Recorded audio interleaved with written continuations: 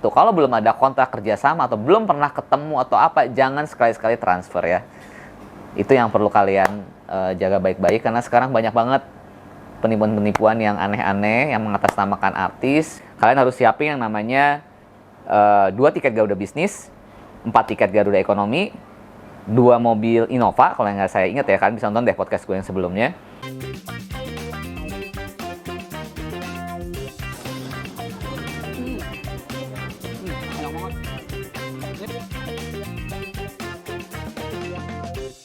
Halo, gue Rizky, founder dari Breeze Entertainment. Di mana Breeze Entertainment itu adalah artist management, digital content, dan juga production house. Gue sudah bergerak di bidang entertainment kurang lebih 17 tahun, di mana gue kerja di TV selama 6 tahun, dan juga sebagai artist manager sampai sekarang kurang lebih udah 10 tahun. Sempat juga gue kerja di beberapa perusahaan agensi. Dan Breeze Entertainment itu sendiri sudah berdiri officially 8 tahun. Oke, mungkin kalian yang sudah pernah nonton konten-konten gue sebelumnya, di mana konten gue itu adalah podcast di belakang layar dan juga ada mabar, masak makan bareng. Tapi gue lebih banyak berkonten podcast di belakang layar, di mana gue collab dengan para manajer artis dan orang-orang di belakang layar, karena itu memang profesi gue yang gue alami selama 17 tahun ini. Dan sekarang gue punya konten baru, yaitu di mana gue akan mengasih edukasi kepada kalian tentang bagaimana di dunia di belakang layar dan apa-apa saja strategi yang harus dilakukan dalam berbisnis di bidang entertainment. Jadi kalian juga bisa komen di bawah apa saja yang mau kalian tanyakan buat gue jawab langsung di konten terbaru gue. Dan kalian juga bisa kasih ide apa sih nama program yang cocok nih buat gue, konten gue yang seperti ini. Kalian bisa komen di bawah atau bisa DM ke Instagram gue @rizkybreeze. Dan nanti buat yang namanya dipilih, kalian akan mendapatkan uang tunai sebesar Rp500.000 dari gue pribadi. Oke, bantu gue kasih nama. Apa sih nama yang cocok untuk program ini? Oke, untuk episode perdana kali ini, gue akan mengasih edukasi bagaimana sih cara mengundang artis. Pasti kalian bingung, atau kalian bahkan bertanya-tanya, karena masih di daerah-daerah atau di beberapa tempat tertentu pada, pengen banget deh datangin artis ini. Gimana sih caranya? Berapa sih red card-nya? Gue harus ngapain aja kan? Karena banyak banget orang-orang yang masih memandang, ya sampai sekarang sih, mungkin bukan hanya di kota daerah aja, di kota besar juga banyak melihat artis sesuatu yang wah banget. Jadi ngundang artis itu ada yang namanya on air dan juga off air.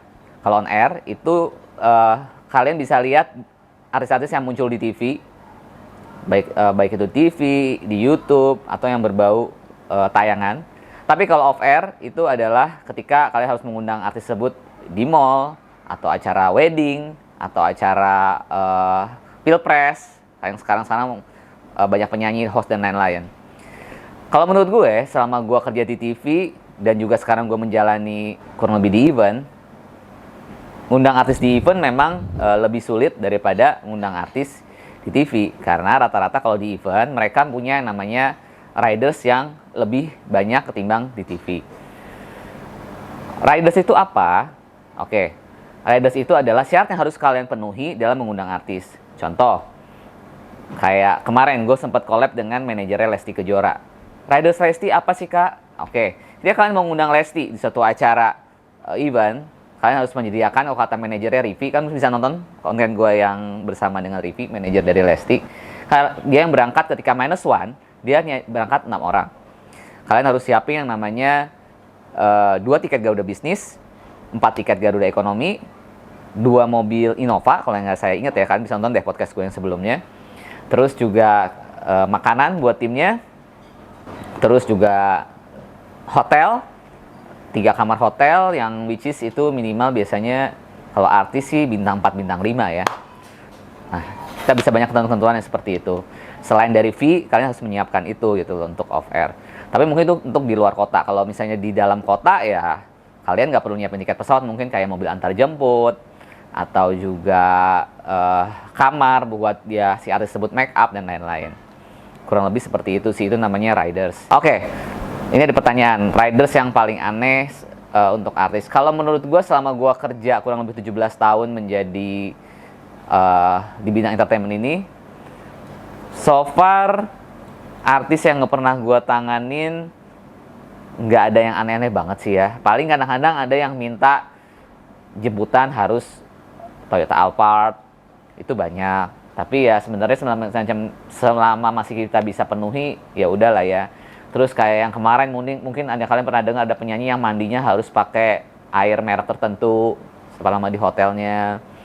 Tapi ya puji Tuhan gue belum pernah sih menangani yang kayak gitu. Paling rata-rata lebih banyak kayak makanannya harus ciki-ciki merek ini, harus siapin minuman merek ini segala macam gitu loh. Tapi bagi gue sih juga nggak ada masalah sih, karena ya bagi gue itu belum termasuk aneh sih ya.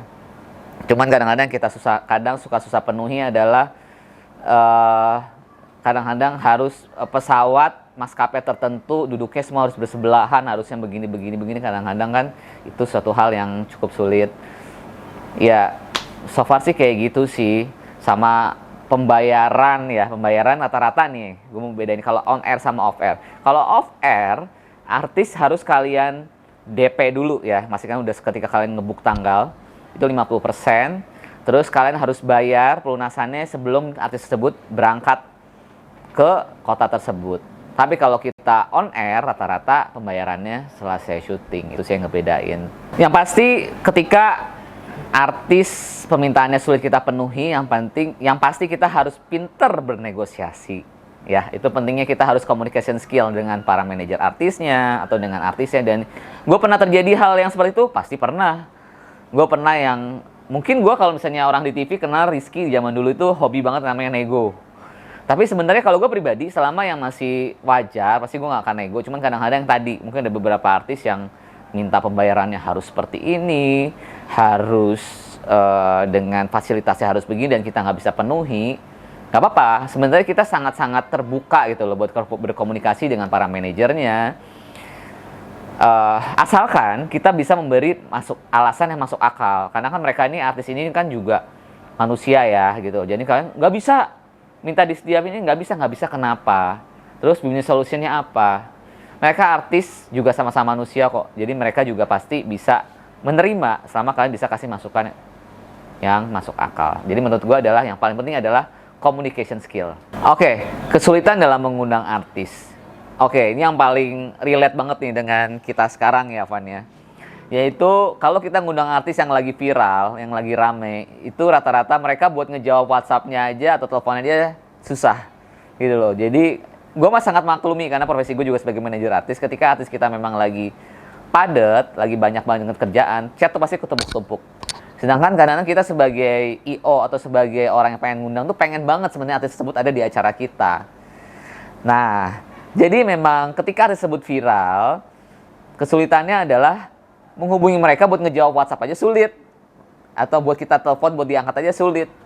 Nah, itulah pentingnya kita sebagai orang-orang di belakang layar ini, ketika kita dapat suatu acara keundangan yang berbau entertainment atau apa, kita wajib berkumpul dengan orang-orang tersebut. Ketika kita kenal dengan manajernya langsung atau dengan artisnya langsung, ketika kita kenal secara personal, biasanya mereka akan merespon kita jauh lebih cepat, akan didahulukan gitu loh.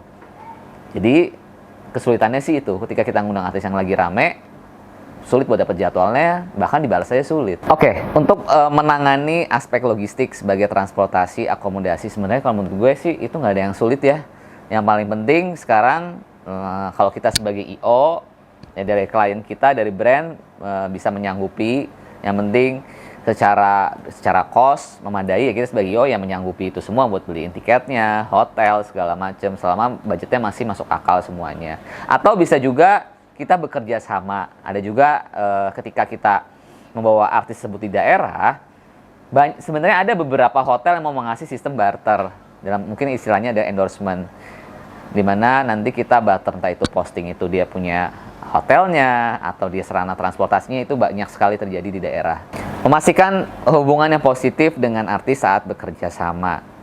Yang pasti kita harus membuka hubungan baik dengan si artis tersebut. Ketika kita ada suatu acara, kita datang, kita kenalan secara baik, sehingga kita bisa suatu saat kita butuh dia untuk mengundang dia, yang pasti biasanya harganya bisa lebih bersahabat ketika kita kenal dengan artis tersebut. Mungkin permintaan dia sebenarnya ridersnya ribet, bisa jadi lebih mudah karena kita kenal secara personal gitu. Ya udahlah, karena itu gue sering banget, bisa dibilang sering banget mengalami yang seperti itu gitu loh. Karena gue kenal secara personal, gue dapet kesempatan itu gitu loh. Nah, ini yang perlu kalian hati-hati juga. Jadi kadang-kadang beberapa orang-orang awam ini nggak kenal artis, itu mereka selalu melihat CP-nya tuh di Instagram. Kemarin ada beberapa teman-teman gue kejadian, Dia ngontek buat mengundang si artis tersebut, lihat siapa di Instagram, ternyata penipu. Ternyata yang bikin Instagram pun fansnya atau siapanya gitu loh, nggak tahu. Jadi alangkah baiknya kalau menurut gue adalah kalian memastikan kalau misalnya si CP itu bener-bener manajer si artis tersebut. Jadi kalau kalian disuruh transfer uang, mau DP mau berapapun itu, kalau belum ada kontrak kerjasama atau belum pernah ketemu atau apa, jangan sekali-sekali transfer ya. Itu yang perlu kalian jaga baik-baik, karena sekarang banyak banget penipuan-penipuan yang aneh-aneh yang mengatasnamakan artis, karena mereka mungkin melihat artis ini easy money, uangnya besar, terus juga punya follower. Tuh, jadi kalian, kalau dan saran gue memang lebih baik kalau kalian minta nomor telepon manajer artis itu bener-bener dari orang yang bener-bener kalian kenal gitu loh, memastikan gitu loh, jangan hanya berdasarkan lihat dari Instagram. Jadi sebenarnya secara garis besar mengundang artis itu tidak terlalu sulit seperti yang kalian bayangkan, tapi memang kesulitannya mungkin kalau menurut gue adalah di jadwal ya. Kadang-kadang kan kita kalau ngundang artis pasti kalau yang lagi viral tuh kita semua pengen semua ngundang dia, pasti kesulitannya di jadwal.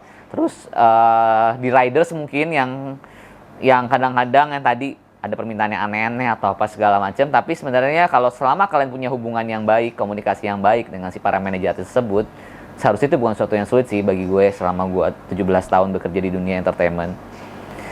Oke, kalian bisa komen kira-kira kalian apalagi sih yang mau dibahas di konten gue kali ini yang namanya juga masih tanda tanya ini. Kalian juga bisa kasih ide namanya apa sih konten gue ini yang cocok buat nanti yang kalian namanya gue pilih, bakal ada uang tunai sebesar 500.000. Terus juga kalian bisa komen apa juga yang mau kalian dengar pembahasannya yang bakal gue jawab langsung dari pertanyaan kalian buat gue bahas di konten monolog gue kali ini.